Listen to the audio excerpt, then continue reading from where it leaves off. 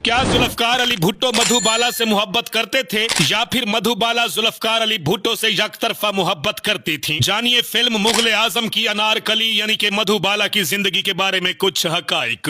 नाजरीन, मधुबाला की जिंदगी में आए 7 मर्द मगर किसी ने मुकम्मल तौर पर अपनाया नहीं। मौत के वक्त भी वो तनहा थी। बड़े सगीर की फिल्मी तारीख में अगर हुस्न, मासूमियत, फन और दर्द को एक नाम दिया जाए तो वो नाम है Madhubala. Wonder girl of India, once in a lifetime beauty और मुगले आजम की अनारकली मधुबाला के लिए ये सब अलकाबात कुछ भी नहीं, क्योंकि उनकी असल पहचान उनकी आंखों की वो खामोशी और चेहरे का नूर था जो आज तक किसी अदाकारा में देखने को नहीं मिला। मगर इस रोशन चेहरे के पीछे एक दिलखराश जिंदगी छुपी थी, एक ऐसी जिंदगी जिसे मोहब्बतें बहुत मिली मगर ठहराव नसीब न हुआ। 7 मर्द उनकी जिंदगी में आए, कोई उनका आशिक, कोई दोस्त, कोई हमदर्द, मगर तकदीर ने उन्हें जिंदगी के आखिरी लम्हों में भी तन्हा छोड़ दिया। मुअज़्ज़िज़ नाज़रीन इकराम, खूबरू हसीना मधुबाला का असल नाम मुमताज जहां बेगम दहलवी था। वो 14 फरवरी 1933 को दिल्ली में पैदा हुई। गुर्बत, बीमारी और मुश्किलात उनके बचपन का हिस्सा रही। खानदान बड़ा था, आमदनी कम, इसी तंगदस्ती ने उन्हें बचपन ही में काम करने पर मजबूर किया। वो अभी छोटी सी थी कि वालिदैन उन्हें मुंबई ले आए,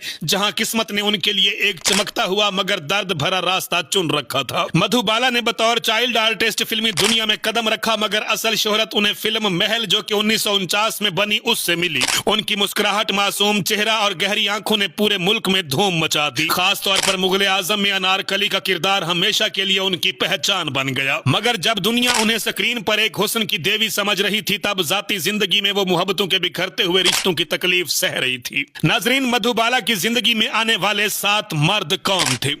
नंबर 1, लतीफ। पहली मोहब्बत, पहली जुदाई। मधुबाला तब मुमताज जहां बेगम थी, दिल्ली की गलियों में खेलती एक मासूम लड़की। लतीफ उनके बचपन का वो दोस्त था जिसके साथ हंसी भी बांटी, ख्वाब भी और शायद पहली मोहब्बत का एहसास भी। जहां गुर्बत ने उनके खानदान को मुंबई हिजरत करने पर मजबूर किया, वहीं लतीफ की दुनिया भी बिखर गई। मधुबाला ने रुखसत होते वक्त उसे सुर्ख गुलाब दिया। लतीफ ने बरसों उसे संभाले रखा। जब मधुबाला का इंतकाल हुआ तो उसने वही गुलाब उनकी कब्र पर रख दिया। एक तरह से ये पहली मोहब्बत का आखिरी सलाम था। लतीफ हर साल 23 फरवरी को कब्र पर आता था। ये मोहब्बत शायद सबसे मासूम, सबसे बेलौस थी, लेकिन जिंदगी ने आगाज ही में उसे जुदाई दे दी। नंबर 2, केदार शर्मा। जब मधुबाला मुंबई आई तो फिल्मी दुनिया में बम्बीनो कहलाती थी। नई, कमसिन मगर बेपनाह बासलाहियत। केदार शर्मा ने उनमें वो चमक देखी जो मुस्तकबिल बदल सकती थी। उन्होंने मधुबाला को फिल्मों में मौका दिया, उन्हें संवारा, उनकी रहनुमाई की। वक्त के साथ शर्मा साहब के दिल में मोहब्बत ने जगह बनाई, लेकिन ये मोहब्बत यकतरफा थी। मधुबाला उन्हें उस्ताद का मुकाम देती थी, इज्जत करती थी, मगर उनके दिल में मोहब्बत के लिए जगह बिल्कुल नहीं थी। यूं ये रिश्ता खामोशी से खत्म हो गया। एक सीनियर फनकार की नादीदा मोहब्बत, एक नौजवान अदाकार का सिर्फ एहतराम और बस इतना ही। नंबर 3, कमाल अमरोहवी। जहनी और कल्बी कुर्बत की अधूरी दास्तान। फिल्म महल ने मधुबाला को मकबूलियत के अरूज पर पहुंचा दिया। इस फिल्म के हिदायतकार कमाल अमरोहवी थे। 2 ज़हीन तख्लीककार जब एक साथ काम करते हैं तो जज्बात भी जन्म लेते हैं। कमाल अमरोहवी हसास, शायर मिजाज और गहराई वाले इंसान थे। मधुबाला उनके साथ खुद को महफूज महसूस करती थी। घंटों गुफ्तगू, स्क्रिप्ट्स पर बात, जिंदगी के दुख दर्द, ये सब उनके रिश्ते को मजबूत करता गया। मगर कमाल पहले से शादीशुदा थे। मधुबाला किसी की दूसरी बीवी बनने को तैयार न थी। तलाक देना उनके लिए मुमकिन न था। यूं वो मोहब्बत जो जहनी हम आहंगी से परवान चढ़ी थी, अंजाम तक न पहुंच सकी। इस ताल्लुक ने मधुबाला को यह एहसास दिया कि हर मोहब्बत नसीब में विसाल नहीं रखती। नंबर 4, प्रेमनाथ। मोहब्बत और मजहब की दीवार में अदाकार प्रेमनाथ और मधुबाला की मुलाकात फिल्म बदल की शूटिंग पर हुई। दोनों नौजवान खूबसूरत और फिल्मी शोहरत के इब्तदाई दौर में थे। दोस्ती मोहब्बत में बदल गई। 6 माह तक यह रिश्ता चला। मधुबाला ने पहली बार महसूस किया कि शायद जिंदगी में इस्तेहकाम की उम्मीद पैदा हो रही है। मगर प्रेमनाथ ने शादी के लिए मजहब तब्दील करने की शर्त रख दी। मधुबाला ने इनकार किया क्योंकि वो अपने अकीदे और खानदान से बेवफाई नहीं करना चाहती थी। यूं एक और मोहब्बत मजहबी दीवार से टकरा कर पाश पाश हो गई। ये जुदाई खामोश मगर गहरी थी। मधुबाला के दिल में एक और जख्म का इजाफा हुआ। नंबर 5, दिलीप कुमार। 9 साला इश्क की अजीम तरीन मगर दर्दनाक कहानी। ये शायद भारतीय फिल्मी तारीख की सबसे मशहूर और सबसे उदास मोहब्बत है। मधुबाला और दिलीप कुमार की मोहब्बत फिल्म तराना से शुरू हुई। 9 साल साथ रहे, मंगनी हुई, मुस्तकबिल के ख्वाब बुने गए। मधुबाला के वालिद उनके कैरियर और कमाई के चौकीदार थे। वो नहीं चाहते थे कि बेटी काम छोड़ दे। फिल्म नया दौर के तनाजे ने रिश्ते को जला दिया। मुकदमा अदालत तक गया। इसी दौरान दोनों के दरमियान इख्तलाफात बढ़े।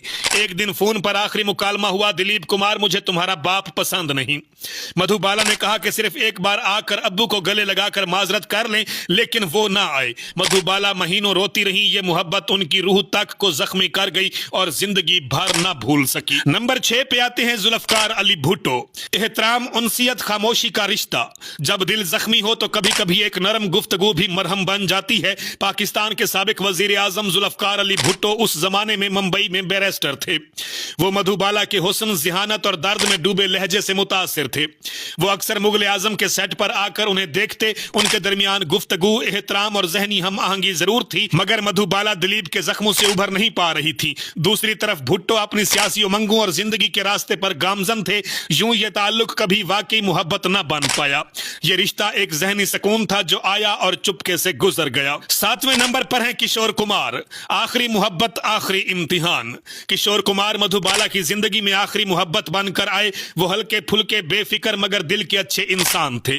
शादी 1960 में हुई। चंद ही दिन बाद लंदन में डॉक्टरों ने बताया कि मधुबाला के दिल में सुराख है। वो ज्यादा से ज्यादा 2 साल जिंदा रहेंगी। यह खबर दोनों के लिए सदमा से कम न थी। किशोर कुमार उनका इलाज करवाते रहे, खर्चे उठाते रहे, मगर उनका फिल्मी शेड्यूल उन्हें मधुबाला के पास कम लाता। कहा जाता है कि वो जज्बाती तौर पर दूर रहते थे ताकि जुदाई का दुख कम बर्दाश्त करना पड़े। मधुबाला अक्सर उनका इंतजार करती थी। मोहब्बत थी मगर तन्हाई ज्यादा। ये रिश्ता आखिरी लम्हे तक कायम रहा, मगर एक बार फिर मोहब्बत तन्हाई में बदल। चंद साल की मोहब्बत, लाखों चाहने वालों की मोहब्बत और दिल की हद से ज्यादा कमजोरी। मधुबाला ने 23 फरवरी 1969 को सिर्फ 36 साल की उम्र में इस दुनिया को अलविदा कहा। मौत के वक्त न दिलीप थे, न किशोर, न कोई पुराना साथी, सिर्फ घर वाले और उनकी अपनी खामोशी। दुनिया कहती है कि वो हुस्न की मलका थी, मगर हकीकत यह है कि वो मोहब्बत की शहजादी थी जिन्हें किसी ने भी मुकम्मल तौर पर कभी नहीं अपनाया। नाज़रीन इकराम, हुस्न की देवी मधुबाला के हवाले से ये बातें सुनकर आपको कैसा महसूस हुआ? कुछ दोस्तों को तो माजी भी याद आया होगा। आप इस दास्तान के हवाले से क्या कहना चाहेंगे? कमेंट्स में जरूर बताइएगा। मेरा पैगाम है, मोहब्बत जहां तक पहुंचे। काशी बलोच को इजाजत दीजिए। अल्लाह हाफिज। पाकिस्तान हमेशा जिंदाबाद।